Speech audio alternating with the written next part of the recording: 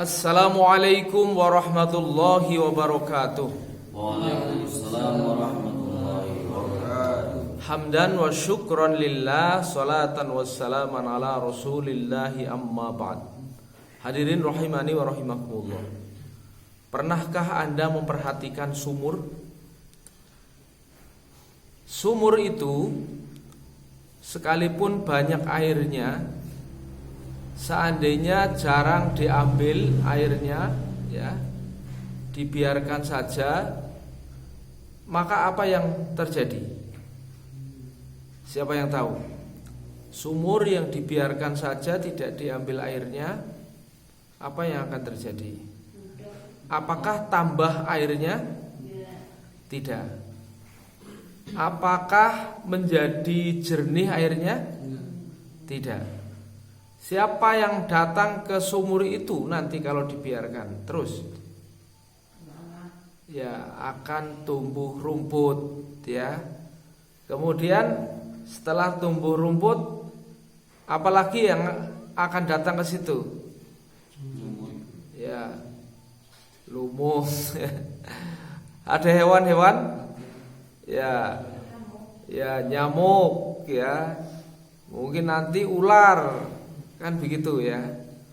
Jadi dalam hal ini maka akan terjadi suatu keadaan yang sangat berbahaya, ya, bagi sumur itu sendiri maupun bagi orang yang akan mendekati ke situ, ya, mengambil airnya. Kira-kira airnya bagaimana setelah terjadi banyaknya hewan yang di situ, ya, mungkin telur, katak, ya, banyak sekali hewan-hewan yang situ menjadi sumber penyakit, ya bang enggak? Iya.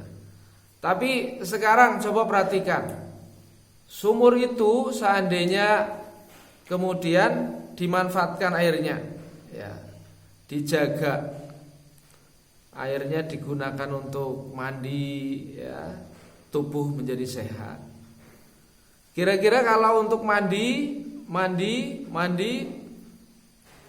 apakah airnya itu berkurang? Air sumur untuk mandi gitu berkurang apa enggak? Berkurang. Ya. Ada? Berkurang apa? Begitu diambil ada apanya? Ada? Iya, ada tuknya, ya. Tuk itu apa tuh? Ya, sumber air, ya. Akan berganti. Kira-kira airnya menjadi jernih apa menjadi keruh? Kalau airnya ditimba gitu, ya, maka akan ganti air baru dari dalam tanah, akan ganti. Airnya akan menjadi apa? Akan menjadi jernih. Kan begitu. Kita gunakan untuk mengairi kebun, ya. Kebun kita gunakan dari sumur itu, airnya akan berganti. Kebunnya menjadi subur, ya, tubuh kita menjadi segar, airnya menjadi jernih. Ya. Kira-kira kalau air diambili gitu, ada orang yang sering datang ke situ, ada hewan yang mau beranak pinak di situ apa enggak? Enggak ada, ya. Jadi sekarang sumurnya menjadi sehat, ya, disenangi banyak orang, kan gitu. Nah, itulah sesungguhnya ada pelajaran yang besar di situ. Bahwa Allah Subhanahu wa taala memberikan penghidupan, ya, itu supaya bermanfaat. Rizki kita, ya, rizki kita secara dohir, kalau sebagian kita berbagi, ya, kepada orang lain, secara dohir berkurang secara dohir. Sebagaimana sumur yang diambil airnya secara dohir kelihatannya berkurang, loh, diambili kok berkurang, ya. Tetapi kita tidak tahu bahwa ternyata di bawahnya tuknya semakin besar gitu, ya. Begitu juga orang berbagi. Ya, harta yang kita peroleh seolah-olah itu ya ini dari hasil keringat kita gitu ya. Kepandaian kita, hasil kerja kita ya. Maka seandainya kita suka berbagi ya, suka berbagi, kita tidak tahu bahwa toknya itu ya mengalir semakin deras gitu ya. Artinya sumber rizki kita ya, sumber rizki kita semakin fresh ya. Allah Subhanahu wa taala tidak mungkin akan menjadikan seorang menjadi melarat gara-gara berbagi ya, gara-gara sedekah, berbagi, berinfak. Karena apa? Sedekah, berbagi, berinfak itu adalah tolak bala ya. Dia adalah membentengi diri kita dari berbagai musibah ya. Dia lebih cepat datangnya menjadi benteng daripada musibah itu ya. Nah begitu juga bahwa apabila harta yang kita peroleh tidak pernah kita gunakan untuk berbagi ya, bersedekah, berinfak, maka sesungguhnya di sebagian harta yang kita peroleh itu ada hak orang lain ya. Ada hak orang lain. Jadi kalau kita makan haknya orang lain ya, kita tidak merasa makan haknya orang lain. Oh ini keringet-keringet saya kok, kan gitu ya. Tapi sesungguhnya itu ada hak orang lain. Kalau hak orang lain kita makan, kira-kira menjadi sumber kesehatan atau sumber penyakit ya. Menjadi sumber penyakit ya. Jadi menjadi tidak sehat ya, penghasilan yang kita makan ya, karena kita makan sebagian hak orang lain pada diri kita, menjadi tidak sehat. Apa yang terjadi? Ya, maka kena musibah, sakitlah ini, sakitlah itu, musibah ini, musibah itu ya. Kelihatannya pendapatannya banyak, tapi barokah apa enggak? Kelihatannya pendapatannya banyak tapi tidak barokah ya. Karena apa? Tidak pernah sedekah, tidak pernah berbagi ya. Memang berbagi dengan apa, pembagian dengan perkalian, menurut Anda lebih suka mana? Lebih mudah mana? Lebih mudah pembagian apa perkalian? Lebih mudah bagi. Pembagian misalnya 19 bagi 5 berapa? Kalau 19 kali 5 berapa? Lebih mudah bagi Mas Andi? Ya? Ya? Ya, gampang apa? Gampang kali.